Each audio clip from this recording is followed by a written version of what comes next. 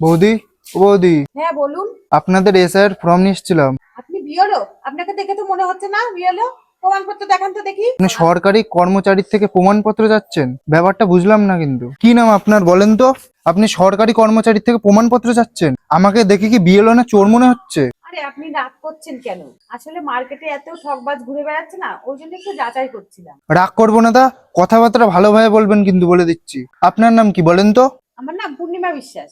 এ নেন ফর্মটা ধরেন। বলছিলাম যে আর একটা কথা ছিল। কি সমস্যা বলেন? আসলে 2002 সালে ভোটার লিস্টে না আমার মার নাম নেই।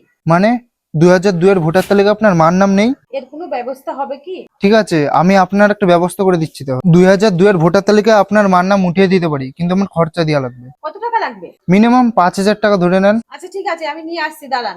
এই নিন টাকাটা।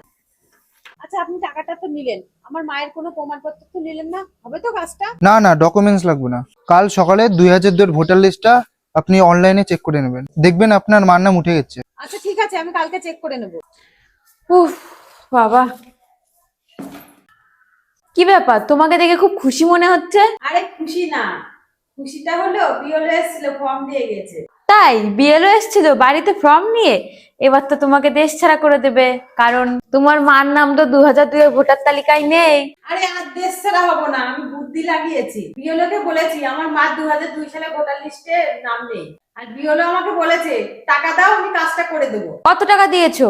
আমি তো 5,000 টাকা দিয়ে দিয়েছি। তোমাকে বিএলও বলেছে 5,000 টাকা দিলে ভোটার তালিকায় নাম উঠিয়ে দেবে? কিভাবে সম্ভব? কোন ফর্ম দিয়েছে তোমাকে? এই যে এই ফর্মটা দিয়ে গেছে।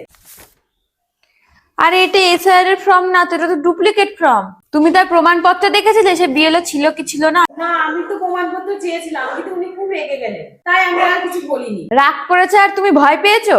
এবার কি হবে? এইভাবে তোমাকে টুপি পরিয়ে দিয়ে 5,000 টাকা নিয়ে চলে গেল। দেখো ওটা কি সম্ভব? 2002 এর ভোটার তালিকায় কেউ নাম ওঠাতে পারবে? আমার মা তো ঠকে গেল, আর আমি আপনাদের উদ্দেশ্যে বলছি আপনারা কিন্তু ঠকবেন না। বিএলও যদি বাড়িতে আসে তাহলে সঠিক প্রমাণপত্র নিয়ে বিএলও থেকে ফর্ম নেবেন। ভিডিওটি দেখে সতর্ক হন, আর আপনাদের প্রিয়জনকে এই ব্যাপারটি জানিয়ে রাখার জন্য ভিডিওতে শেয়ার করো কিন্তু অবশ্যই।